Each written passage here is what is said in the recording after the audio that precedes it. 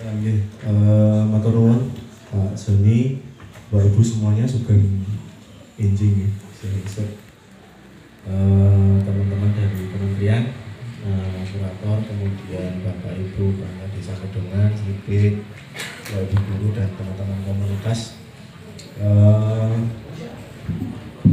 Saya hanya ingin berbagi sebenarnya dari beberapa pengetahuan yang saya miliki. Kebetulan saya juga warga Sidoarjo, Mas. Jadi saya warga yang jenengan. Aku datang neng ngomah. Tapi saya tetap Sidoarjo. Rumah saya di Klecawetan di dekat Mumpung sana. Nah, basis studi saya peneliti prasasti dan manuskrip, mungkin itu juga satu pekerjaan yang jarang, apalagi untuk anak muda Sragen kayaknya mungkin kecil sekali. Dulu kalau saya lulus SMA itu kalau ngambil prodi sastra Jawa kuno itu banyak orang yang meragukan besok lah tertutup.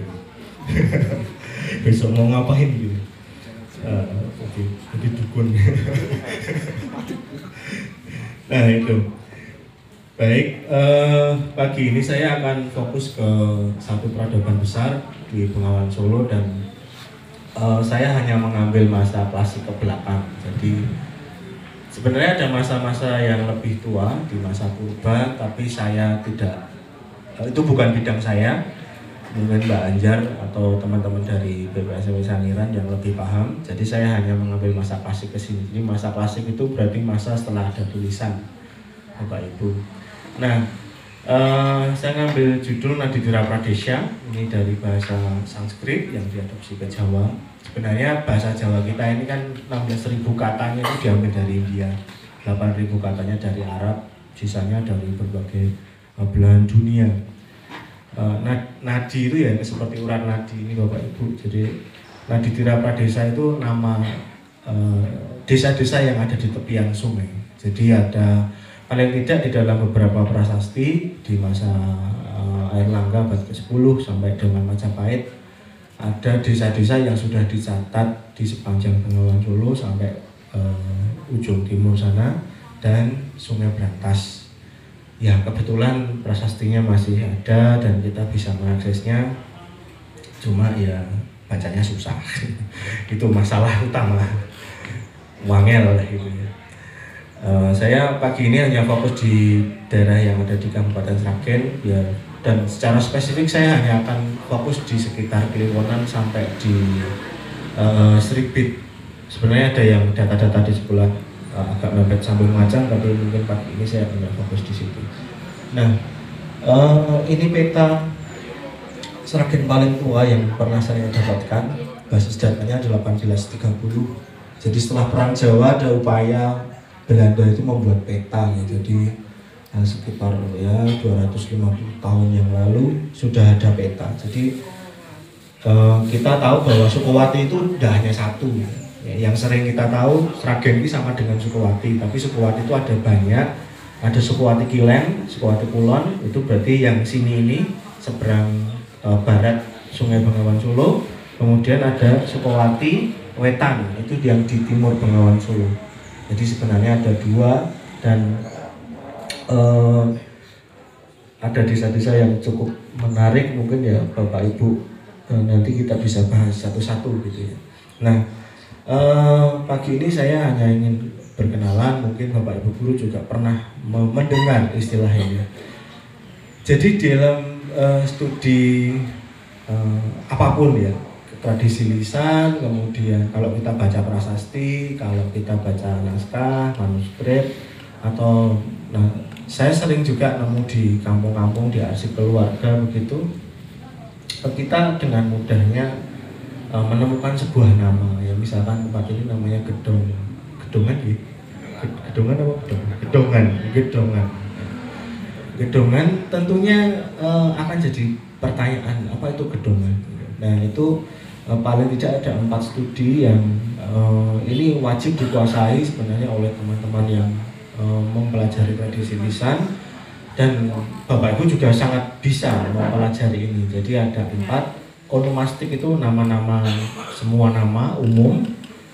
Toponimi itu nama spesifik yang dia punya batas bentang alam.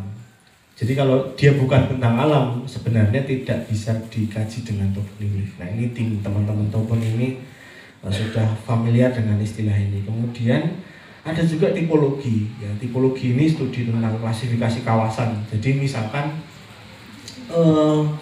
ada beberapa kasus ya. Misalkan sejarah desa X gitu, itu akan ketahuan baru atau baru saja ditambahkan nama desa itu ketika kanan kirinya tidak mendukung. Jadi sebenarnya misalkan di sini ada Widongan, itu pasti didukung nama seberangnya, ada Kliwonan, di sana ada Telobong. Nah itu dukungan data yang itu sangat khas Nusantara dan nggak bisa itu dibajak begitu aja, nggak bisa. Jadi sebenarnya kalau kita mau cerita menggali tradisi lisan kita sebenarnya harus komprehensif gitu, banyak desa yang dikunjungi. Jadi tidak hanya misalkan kita mau cerita Butuh, desa Butuh ini, dusun Butuh itu nggak bisa kita hanya bercerita dari butuh artinya apa, kebutuhan, tapi apa yang lebih dalam lagi dari itu. Maka kita butuh LHK. Nah ini yang agak paling sulit karena linguistik historis komparatif sebenarnya itu menguji. Jadi sampai bahasa paling tua yang kita punya, misalkan lebih tua mana bahasa Api dan Agni misalkan. Kemudian kita punya bahasa sekarang namanya Geni gitu. Yang paling tua tetap Api dulu, jadi Merapi, Mandrageni, terus Mandoro Geni gitu. Jadi itu nama gunung Merapi gitu. Jadi itu susah karena penelitinya harus belajar banyak bahasa dan bahasa-bahasa yang tua gitu. Jadi ada 4 ini. Nah itu basis yang akan kita dalami pagi ini, pelan-pelan gitu ya, enggak harus ini ada ujiannya, tenang aja. Jadi santai aja. Nah, saya berangkat dari tradisi lisan dulu karena ini yang akan kita jadikan basis festival ini. Karena landasannya festival ini basisnya lisan, maka ada baiknya kita mengenal dulu. Misalkan di sini di Desa Butuh, di Dusun Butuh, Desa Widongan, itu ada tokoh namanya Ki Ageng Butuh. Masyarakat setempat sini meyakini itu Prabowo. Kemudian dia dipercaya keturunan dari Majapahit, kemudian dia nyantri ke Mbah Gedong, kemudian dia depok di sini dan menjadi melekatlah itu, nama beliau menjadi Ki Ageng Butuh. Nah ini sangat khas sebenarnya di dalam tradisi tua kita. Nama tempat itu akan menjadi nama tokoh gitu. Jadi misalkan rumah saya di Klecor gitu, mungkin saya tua ketika umur 90-an ya bisa aja disebut Ki Ageng Klecor gitu ya. Ya tapi level saya nggak sampai segitu ya. Tapi itu sangat mungkin seperti itu. Jadi nama lokasi desa itu biasanya akan melekat ke tokoh-tokohnya gitu. Jadi nama-nama tua, karena bangsawan yang sudah apa ya istilahnya lengser ke Prabon itu biasanya dia akan menyendiri ke desa-desa, ke pegunungan, ke kampung, dan dia mulai belajar keagamaan. Ini dipraktekkan hampir semua raja-raja Jawa ya, mulai dari zaman Jawa kuno sampai Jawa yang sekarang gitu ya.